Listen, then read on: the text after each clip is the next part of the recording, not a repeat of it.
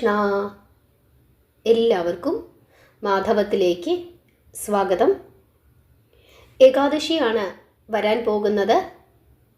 2025 November മാസം 15-ാം തീയതി. ഏകാദശി തിഥി ആരംഭിക്കുന്നത് 2025 നവംബർ മാസം 15-ാം തീയതി വെളുപ്പിനെ 12:49 മുതൽ 2025 നവംബർ മാസം 16-ാം തീയതി 2:37 വരെ. അതുകൊണ്ട് തന്നെ ഉദയത്തിൽ ഏകാദശി വരുന്ന 2025 നവംബർ മാസം 15-ാം തീയതി അന്നാണ് നമ്മൾ ഏകാദശിയായി ആചരിക്കുന്നത്. ഈ ഏകാദശിയുടെ പേര് ഉൽപ്പന്ന ഏകാദശി എന്നാണ്.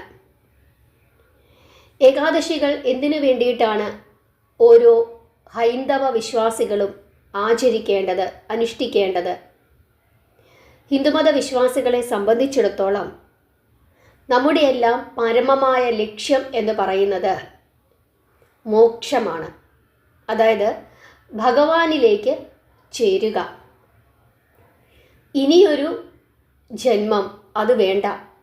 പാപങ്ങളിൽ നിന്നെല്ലാം മോചനം നേടി ഭഗവാനിലേക്ക് അലിഞ്ഞു ചേരുക. പാപമോചനം നേടുന്നതിനും മോക്ഷം ലഭിക്കുന്നതിനും വേണ്ടി വ്രതങ്ങളിൽ വെച്ച് ഏറ്റവും ഉത്തമമായ വ്രതം ഏത് എന്ന് ചോദിച്ചു കഴിഞ്ഞാൽ അത് ഏകാദശിയാണ് എന്നുള്ളത് നമുക്ക് യാതൊരു സംശയത്തിനും ഇട നൽകാതെ പറയാൻ സാധിക്കും. എങ്ങനെയാണ് ഏകാദശി വ്രതം അനുഷ്ഠിക്കേണ്ടത്? ഏകാദശിയുടെ തലേ ദിവസം, അതായത് ദശമി നാളിൽ, അന്ന് ഒരിക്കലുണ്ണുക. രാവിലെ ഗോതമ്പോ മറ്റേതെങ്കിലും ധാന്യവർഗ്ഗങ്ങളോ നമുക്ക് കഴിക്കാം. ഉച്ചയ്ക്ക് ഒരു നേരം അരിഭക്ഷണം. ഏകാദശിയുടെ തലേ ദിവസം സന്ധ്യയ്ക്ക് മുമ്പ് പഴവർഗ്ഗങ്ങൾ കഴിച്ചു നിർത്തുന്നതാണ് ഏറ്റവും ഉത്തമം. ഇനി മരുന്ന് കഴിക്കുന്നു, താമസിച്ചാണ് വീട്ടിലേക്ക് ജോലി കഴിഞ്ഞ് വരുന്നത്, അങ്ങനെയുള്ളവർക്ക് സന്ധ്യ കഴിഞ്ഞിട്ടായാലും കഴിക്കാം. എങ്കിലും സന്ധ്യയ്ക്ക് ശേഷമുള്ള ഭക്ഷണം അല്ലെങ്കിൽ വൈകുന്നേരത്തെ ഭക്ഷണം, അത്താഴമെന്ന് പറയുന്നത്, പഴവർഗ്ഗങ്ങൾ കഴിക്കുന്നതാണ് ശ്രേഷ്ഠം. നാമം ജപിക്കുക. പിറ്റേ ദിവസം അതിരാവിലെ എഴുന്നേറ്റ് കുളിച്ച് ശരീരശുദ്ധിയും മാനസികമായ ശുദ്ധിയുമൊക്കെ വരുത്തി വിളക്ക് തെളിയിച്ച് നാമം ജപിക്കുക. ഏകാദശി ദിവസം പൂർണ്ണമായ ഉപവാസം എടുക്കുന്ന ആളുകളുണ്ട്. ജലം മാത്രം കുടിച്ചിരിക്കുന്ന ആളുകളുണ്ട്. പാലും പഴങ്ങളും കഴിച്ച് ഇരിക്കുന്ന ആളുകളുണ്ട്. ഒരു നേരം മാത്രം ഭക്ഷിക്കുന്ന ആളുകളുണ്ട്. ഓരോരുത്തരുടെയും ഇഷ്ടം, നമ്മുടെ ആരോഗ്യസ്ഥിതി, നമ്മുടെ സാഹചര്യം, അതൊക്കെ അനുസരിച്ചിട്ട് ആഹാരം കഴിക്കുകയോ കഴിക്കാതിരിക്കുകയോ ചെയ്യാം. കഴിക്കാൻ പാടില്ലാത്ത വസ്തുക്കൾ അത് പൂർണ്ണമായ മത്സ്യ മാംസ വിഭവങ്ങൾ, നോൺ വെജിറ്റേറിയൻ ഭക്ഷണങ്ങൾ, ഉള്ളി വെളുത്തുള്ളി തുടങ്ങിയ കാര്യങ്ങൾ.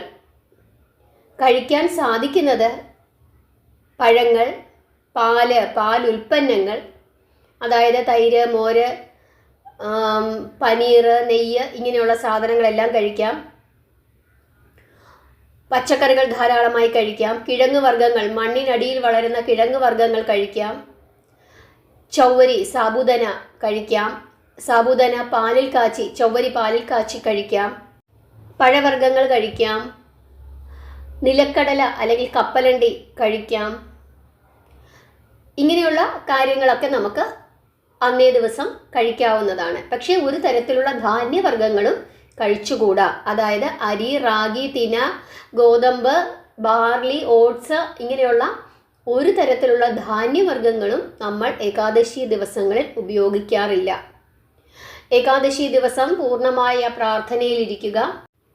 പരമാവധി സമയം നാമം ജപിക്കുക. ഏകാദശി ഇങ്ങനെ എടുത്തു വരുന്നു. ഇങ്ങനെ ഉച്ചയാകുമ്പോഴോ അല്ലെങ്കിൽ വൈകുന്നേരം ആകുമ്പോഴോ അല്ലെങ്കിൽ ദശമി ദിവസമോ ഒക്കെ തന്നെ ചിലപ്പോൾ ചിലർക്ക് പീരീഡ്സ് ആകാം. അങ്ങനെ പീരീഡ്സ് ആയി എന്ന് വെച്ച് ഏകാദശി എടുക്കാതിരിക്കരുത്. ഒന്ന് കുളിച്ചേക്കുക, നാമം ജപിക്കുക. ക്ഷേത്രത്തിൽ പോകാനോ വിളക്ക് തെളിയിക്കാനോ ഒന്നും സാധിക്കുകയില്ല എന്നുള്ളത് മാത്രമേ ഉള്ളൂ. ഹരേ കൃഷ്ണ എന്ന മഹാമന്ത്രം ജപിക്കാം, നാരായണ നാരായണ എന്ന് ജപിക്കാം. വ്രതഭക്ഷണത്തിലിരിക്കുക. പിറ്റേ ദിവസം കൃത്യസമയത്ത് തന്നെ പാരണ വീടുക. എങ്ങനെ പാരണ വീടണം? കുളിച്ച് നാമം ജപിച്ച് അവനവൻ്റെ മുറിയിലിരുന്ന് ഒരു ഗ്ലാസ് വെള്ളം കുടിച്ച് പാരണ വീടാം. പുലയായാലും ബാലായ്മയായാലും ഇങ്ങനെ തന്നെ ചെയ്യാം. അപ്പോൾ ഇത്രയും കാര്യങ്ങളൊക്കെയാണ് പ്രധാനമായും ശ്രദ്ധിക്കാനുള്ളത്. ചായ കുടിക്കാമോ എന്നൊരു ചോദ്യം വരും. ചായ കുടിക്കാം. ഒഴിവാക്കാൻ സാധിക്കുന്നവർ ഒഴിവാക്കുക. ചായ കുടിച്ചില്ലെങ്കിൽ തലവേദന എടുക്കും എന്നുള്ളവർ രാവിലെ ഒരു ചായ, വൈകുന്നേരം ഒരു ചായ, ആ രീതിയിൽ നിങ്ങൾക്ക് എടുക്കാവുന്നതാണ്. പിന്നെ പ്രധാനപ്പെട്ട മറ്റൊരു കാര്യം കൃത്യസമയത്ത് പാരണ വീടുക എന്നുള്ളതാണ്. പിന്നെ ഏകാദശിയുടെ വ്രതകഥ, ഏകാദശിയുടെ കഥ, ഓരോ ഏകാദശിക്കും കഥയുണ്ട്. ആ കഥ കേൾക്കണം, കഥ പറഞ്ഞ് പ്രാർത്ഥിക്കണം. നമുക്ക് ഇത്തവണത്തെ ഏകാദശി വളരെ വളരെ വിശേഷപ്പെട്ട ഏകാദശിയാണ്. ഏകാദശിയുമായി ബന്ധപ്പെട്ട് തന്നെയുള്ള വളരെ വിശേഷപ്പെട്ട ഏകാദശിയാണ്. ഈ ഏകാദശിക്ക് പറയുന്ന പേര് ഉൽപ്പന്ന ഏകാദശി. ഏകാദശിയുടെ കഥ നമുക്കൊന്ന് നോക്കാം. സത്യയുഗത്തിൽ ഒരു അസുരനുണ്ടായിരുന്നു. ആ അസുരൻ്റെ പേര് മുരൻ എന്നായിരുന്നു. മുരാസുരൻ. മുരാസുരൻ്റെ ഉപദ്രവം സഹിക്കവയ്യാതെ ദേവന്മാരെല്ലാവരും കൂടി പരമേശ്വരനെ കാണാനായി കൈലാസത്തിൽ എത്തിച്ചേർന്നു. ഈ മുരാസുരൻ ദേവന്മാരെയെല്ലാം യുദ്ധത്തിൽ തോൽപ്പിച്ചിട്ട് ദേവലോകത്തു നിന്നും ഓടിച്ചു വിട്ടിരിക്കുകയാണ്. അങ്ങനെ സങ്കടം പറയാനായി എല്ലാവരും കൈലാസത്തിൽ ചെന്ന് ഭഗവാനെ കാണുന്നു. ഭഗവാനോട് സങ്കടമെല്ലാം പറയുന്നു. ഞങ്ങളെ എങ്ങനെയെങ്കിലും രക്ഷിക്കണമെന്ന് പറയുന്നു. ദേവന്മാരുടെ സങ്കടമെല്ലാം കേട്ട മഹേശ്വരൻ തനിക്ക് സാധിക്കില്ല എന്നുള്ള കാര്യം പറയുന്നു. എന്നിട്ട് ഒരു പോംവഴി കൂടി പറഞ്ഞു കൊടുക്കുന്നു. നിങ്ങളെല്ലാവരും കൂടി എത്രയും പെട്ടെന്ന് വൈകുണ്ഠത്തിലേക്ക് പോവുക. എന്നിട്ട് ഭഗവാൻ മഹാവിഷ്ണുവിനെ കാണുക.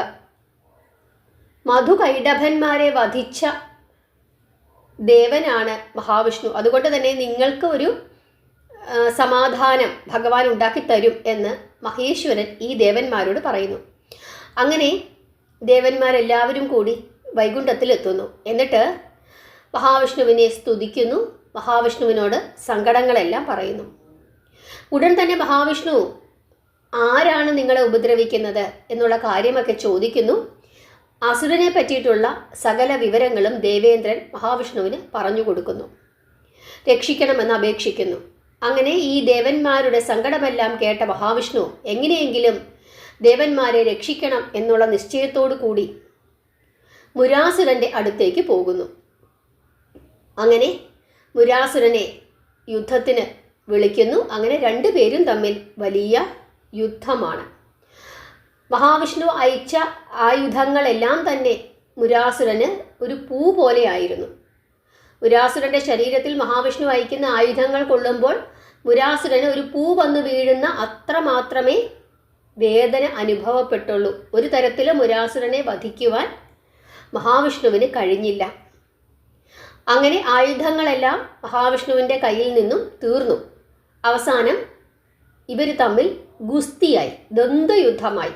അങ്ങനെ 1000 വർഷം ഇവർ തമ്മിൽ ദ്വന്ദ്വയുദ്ധം നടത്തി. 1000 വർഷം ദ്വന്ദ്വയുദ്ധം നടത്തിയതിനു ശേഷം മഹാവിഷ്ണു വിശ്രമിക്കാനായിട്ട് പോയി. എവിടേക്കാണ് പോയത്? ബദരികാശ്രമത്തിലേക്കാണ് പോയത്. ബദരികാശ്രമത്തിൽ ഹേമാവതി എന്ന ഒരു ഗുഹയുണ്ടായിരുന്നു. ആ ഗുഹയിലേക്ക് മഹാവിഷ്ണു പ്രവേശിക്കുകയും അവിടെ കിടന്ന് ഉറങ്ങുകയും ചെയ്തു. മുരാസുരൻ മഹാവിഷ്ണുവിനെ തിരക്കി അവിടെ എത്തിച്ചേർന്നു. ഗുഹയിലെത്തിയപ്പോൾ മഹാവിഷ്ണു ഉറങ്ങുന്നതാണ് കാണുന്നത്. ഇതുതന്നെ തക്കം, മഹാവിഷ്ണുവിനെ വധിക്കാം എന്ന് നിശ്ചയിച്ചുകൊണ്ട് ഈ അസുരൻ മഹാവിഷ്ണുവിൻ്റെ അടുക്കലേക്ക് എത്തുന്നു. മഹാവിഷ്ണു ഉറക്കത്തിലാണ്. പെട്ടെന്ന് തന്നെ മഹാവിഷ്ണുവിൻ്റെ ശരീരത്തിൽ നിന്നും ഒരു സുന്ദരിയായ ഒരു സ്ത്രീ ഉത്ഭവിക്കുന്നു. ആ സ്ത്രീ മുരാസുരനുമായി യുദ്ധം ചെയ്യുന്നു. ആ സ്ത്രീയുമായുള്ള യുദ്ധത്തിൽ മുരാസുരൻ പരാജയപ്പെടുന്നു, മരണപ്പെടുന്നു. തലവെട്ടിയാണ് ഈ അസുരനെ മഹാദേവി വധിച്ചത്. ഈ ബഹളമെല്ലാം കേട്ടോണ്ട് മഹാവിഷ്ണു ഉണരുന്നു. ഉണർന്നു നോക്കുമ്പോൾ മഹാവിഷ്ണു കാണുന്ന കാഴ്ച ഒരു സുന്ദരിയായ സ്ത്രീ നിൽക്കുന്നു. പുരാസുരൻ താഴെ മരിച്ചു കിടക്കുന്നു. ആരാണ് ഈ അസുരനെ കൊന്നത് എന്ന് അന്വേഷിച്ചുകൊണ്ട് മഹാവിഷ്ണു ചുറ്റും നോക്കിയപ്പോൾ ഭഗവതി പറയുന്നു, ഞാനാണ് വധിച്ചത് എന്ന് പറയുന്നു. അങ്ങയുടെ ശരീരത്തിൽ നിന്നും ഉത്ഭവിച്ച സ്ത്രീയാണ് ഞാൻ എന്ന നിലയിൽ തൊഴുകൈയോടുകൂടി ഈ സുന്ദരി സംസാരിക്കുന്നു. ദേവന്മാർക്ക് പോലും അസാധ്യമായ ഒരു കാര്യമാണ് ഈ സുന്ദരി ചെയ്തത്. അതുകൊണ്ട് തന്നെ മഹാവിഷ്ണു വളരെയധികം സന്തോഷവാനാവുകയും ഈ സുന്ദരി അനുഗ്രഹിക്കുകയും ചെയ്യുന്നു. എന്ത് വരമാണ് വേണ്ടത് എന്ന് ചോദിക്കുന്നു. ഉടൻ തന്നെ ഈ സ്ത്രീ പറയുകയാണ്, എനിക്ക് വേണ്ടി ഉപവസിക്കുന്നവൻ്റെ എല്ലാ പാപങ്ങളും അങ്ങ് പൊറുക്കണം, അവന് മോക്ഷം നൽകണം. എനിക്ക് വേണ്ടി ഒരു നേരം മാത്രം ഭക്ഷിച്ച് പ്രാർത്ഥിക്കുന്നവന് എല്ലാ വിധത്തിലുള്ള സമ്പത്തുകളും അനുഗ്രഹങ്ങളും സൗഭാഗ്യങ്ങളും നൽകി അവനെ അനുഗ്രഹിക്കണം. ഇതാണ് എനിക്ക് വേണ്ട വരം എന്ന് ആ ദേവി ഭഗവാനോട് പറയുന്നു. അങ്ങനെ എല്ലാം സംഭവിക്കട്ടെ എന്ന് ഭഗവാൻ ഈ സുന്ദരിയെ അനുഗ്രഹിക്കുകയും ഏകാദശി ദിവസം പിറന്നതിനാൽ ആ ഭഗവതിക്ക് ഏകാദശി എന്ന പേര് നൽകുകയും ചെയ്തു. അങ്ങനെ മഹാവിഷ്ണുവിൻ്റെ തന്നെ ഒരു ഉൽപ്പന്നമാണ് ഏകാദശി. അങ്ങനെ ആ ഏകാദശി ജനിച്ച ദിവസമാണ് ഉൽപ്പന്ന ഏകാദശിയായി നമ്മൾ ആചരിക്കുന്നത്. മാർഗശീർഷ മാസത്തിലെ കൃഷ്ണപക്ഷ ഏകാദശിയാണ്. ഭഗവാൻ പറയുന്നു, നമ്മൾ എല്ലാ തീർത്ഥാടനങ്ങളും ചെയ്താൽ നമുക്ക് എത്ര പുണ്യം ലഭിക്കുന്നുവോ അത്രയും പുണ്യം ഈ ഏകാദശി വ്രതം അനുഷ്ഠിച്ചാൽ ലഭിക്കുമെന്ന് പറയുന്നു. ഈ കാര്യം ഭഗവാൻ പറഞ്ഞു കൊടുത്തത് അർജുനനാണ്. മഹാവിഷ്ണുവിൻ്റെ ദൃശ്യശക്തിയാണ് ഏകാദശി. ഇതാണ് ഉൽപ്പന്ന ഏകാദശിയുടെ കഥ. ഇതാണ് മാർഗശീർഷ മാസത്തിലെ കൃഷ്ണപക്ഷത്തിലെ ഏകാദശിയുടെ വ്രതകഥ. മാർഗശീർഷ മാസം ഭഗവാൻ ഏറ്റവും പ്രിയപ്പെട്ട മാസമാണ് എന്ന് ഭഗവാൻ തന്നെ ഭഗവത്ഗീതയിൽ പറഞ്ഞിട്ടുണ്ട്. അതിനുള്ള കാരണം ഇതും കൂടിയാണ്. ഇതാണ് ഏകാദശിയുടെ കഥ. ഈ കഥ ഏകാദശി ദിവസം നമ്മൾ പറയുകയും പാരണ വീടുന്ന സമയത്ത് നമ്മൾ ഈ കഥ പറഞ്ഞ് പ്രാർത്ഥിക്കുകയും ചെയ്യണം. എങ്കിൽ മാത്രമേ ഏകാദശി പൂർണ്ണമാവുകയുള്ളൂ. അതിനു വേണ്ടിയിട്ടാണ് ഈ കഥ പറഞ്ഞു തരുന്നത്. ഇനി നമുക്ക് പാരണാ സമയം പറയാം. ശ്രദ്ധിക്കണം, ചില സ്ഥലങ്ങളിൽ ഏകാദശി ദിവസത്തിന് വ്യത്യാസമുണ്ട്. 2025 നവംബർ മാസം 15-ാം തീയതിയാണ് ഏകാദശി, ഉൽപ്പന്ന ഏകാദശി. 16-ാം തീയതിയാണ് പാരണ വീടേണ്ടത്. 15-ാം തീയതി ഏകാദശിയും 16-ാം തീയതി പാരണ വീടേണ്ടതുമായ സ്ഥലങ്ങളാണ് ഇനി ഞാൻ പറയുന്നത്. ശ്രദ്ധിച്ചു കേട്ടുകൊള്ളുക. കേരളത്തിൽ രാവിലെ 9:09 മുതൽ 10:10 വരെ 16-ാം തീയതി. തമിഴ്നാട് 9:09 മുതൽ 9:58 വരെ. കർണാടക 9:09 മുതൽ 10:09 വരെ. ആന്ധ്രാപ്രദേശ് 9:09 മുതൽ 10:02 വരെ. തെലുങ്കാന 9:09 മുതൽ 10:08 വരെ. ഗോവ 9:09 മുതൽ 10:25 വരെ. ഒറീസ 9:09 മുതൽ 9:40 വരെ. മഹാരാഷ്ട്ര 9:09 മുതൽ 10:31 വരെ. മധ്യപ്രദേശ് 9:09 മുതൽ 10:15 വരെ. ഗുജറാത്ത് 9:09 മുതൽ 10:44 വരെ. ഹരിയാന 9:09 മുതൽ 10:21 വരെ. ഉത്തർപ്രദേശ് 9:09 മുതൽ 9:54 വരെ. ബീഹാർ 9:09 മുതൽ 9:45 വരെ. വെസ്റ്റ് ബംഗാൾ 9:09 മുതൽ 9:31 വരെ. ഡൽഹി 9:09 മുതൽ 10:19 വരെ. പഞ്ചാബ് 9:09 മുതൽ 10:26 വരെ. കാശ്മീർ 9 മുതൽ 10:31 വരെ. ഛത്തീസ്ഗഡ് 9 മുതൽ 10:22 വരെ. ജാർഖണ്ഡ് 9 മുതൽ 9:43 വരെ. ഹിമാചൽ പ്രദേശ് 9 മുതൽ 10:20 വരെ. ആസാം 9 മുതൽ 9:19 വരെ. രാജസ്ഥാൻ 9 മുതൽ 10:23 വരെ. ഡെറാഡൂൺ 9 മുതൽ 10:16 വരെ. ആൻഡമാൻ നിക്കോബാർ ഐലൻഡ്സ് 9 മുതൽ 9:13 വരെ. ഇനി ദുബായ് 7:39 മുതൽ 10:15 വരെ. അബുദാബി 7:39 മുതൽ 10:18 വരെ. ബഹ്റൈൻ 6:39 മുതൽ 9:34 വരെ. കുവൈറ്റ് 6:39 മുതൽ 9:46 വരെ. റിയാദ് സൗദി അറേബ്യ 6:39 മുതൽ 9:48 വരെ. ദോഹ 6:39 മുതൽ 9:30 വരെ. ഷാർജ 7:39 മുതൽ 10:14 വരെ. ഒമാൻ 7:39 മുതൽ 10:01 വരെ. ഇനി സ്കോട്ട്ലൻഡിൽ 7:51 മുതൽ 10:35 വരെ. UK മാഞ്ചസ്റ്റർ 7:37 മുതൽ 10:28 വരെ. അർമേനിയ 7:49 മുതൽ 11:07 വരെ. സ്വീഡൻ 7:44 മുതൽ 10:16 വരെ. മാലിദ്വീപ്സ് 8:39 മുതൽ 9:51 വരെ. പോണ്ടിച്ചേരി 9:09 മുതൽ 10 മണി വരെ. സാംബിയ 5:39 മുതൽ 9:43 വരെ.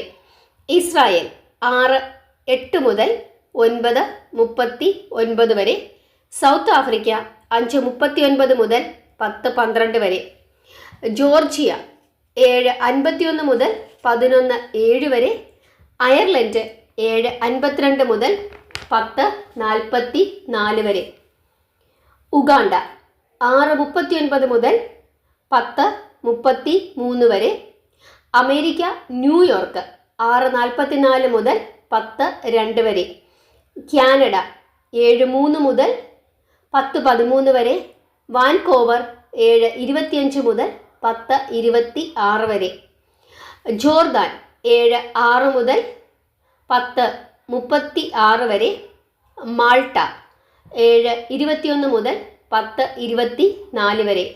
ഇനി നമുക്ക് 16-ാം തീയതി ഏകാദശിയും, അതായത് നവംബർ മാസം 16-ാം തീയതി ഏകാദശിയും 17-ാം തീയതി പാരണ വീടേണ്ടതുമായ സ്ഥലങ്ങൾ അത് ഏതൊക്കെയെന്ന് നോക്കാം. ഓസ്ട്രേലിയയിൽ 17-ാം തീയതിയാണ് പാരണ വീടേണ്ടത്. 16-ാം തീയതി ഏകാദശി. 17-ാം തീയതി 5:54 മുതൽ 10:17 വരെ. ന്യൂസിലാൻഡിൽ 17-ാം തീയതി 5:51 മുതൽ 10:41 വരെ. റഷ്യയിലും അങ്ങനെ തന്നെ. റഷ്യയിൽ 8:09 മുതൽ 10:53 വരെ. ജർമ്മനി 7:32 മുതൽ 10:25 വരെ. ലിബിയ 7:39 മുതൽ 11:08 വരെ. നൈജീരിയ 6:24 മുതൽ 10:18 വരെ. ഇറ്റലി 7:02 മുതൽ 10:17 വരെ. സിംഗപ്പൂര് 6:48 മുതൽ 7:17 വരെ. ചൈന 6:40 മുതൽ 7:17 വരെ. മലേഷ്യ 6:59 മുതൽ 7:17 വരെ. ഇത്രയും സ്ഥലങ്ങളാണ് 16-ാം തീയതി ഏകാദശിയും 17-ാം തീയതി പാരണ പീഡേണ്ടതുമായ സ്ഥലങ്ങൾ. ഏകാദശി തിഥിയുടെ വ്യത്യാസം അനുസരിച്ചിട്ടാണ് ഇങ്ങനെ വരുന്നത്. എല്ലാവർക്കും ഏകാദശിയുമായി ബന്ധപ്പെട്ട കാര്യങ്ങളൊക്കെ തന്നെ മനസ്സിലായി എന്ന് വിശ്വസിക്കുന്നു. പാരണ വീടേണ്ടത് എങ്ങനെയെന്ന് എല്ലാവർക്കും അറിയാം. ഒന്നുകിൽ ക്ഷേത്രത്തിൽ പോയി തീർത്ഥം സേവിച്ച് നമ്മുടെ വ്രതം, നാമം ജപിച്ച് നമ്മുടെ വ്രതം അവസാനിപ്പിക്കാം. അതല്ലെങ്കിൽ വീട്ടിലിരുന്ന് നാമം ജപിച്ച് പ്രാർത്ഥിച്ച് കിണ്ടിയിലെ തീർത്ഥം സേവിച്ച് വ്രതം അവസാനിപ്പിക്കാം. ഏകാദശി ദിവസം നമ്മൾ എന്തു ഭക്ഷിച്ചാലും അത് ഭഗവാന് സമർപ്പിച്ചിട്ട് ഭഗവാന്റെ നൈവേദ്യമായി സ്വീകരിച്ച് ഭക്ഷിക്കുന്നതാണ് ഏറ്റവും ഉത്തമം. പ്രസാദമാണ് അന്ന് കഴിക്കേണ്ടത് എന്നാണ് വിശ്വാസം. എല്ലാവർക്കും മനസ്സിലായി എന്ന് വിശ്വസിക്കുന്നു. നാമം ജപിക്കുക, പ്രാർത്ഥിക്കുക. ഹരേ കൃഷ്ണ.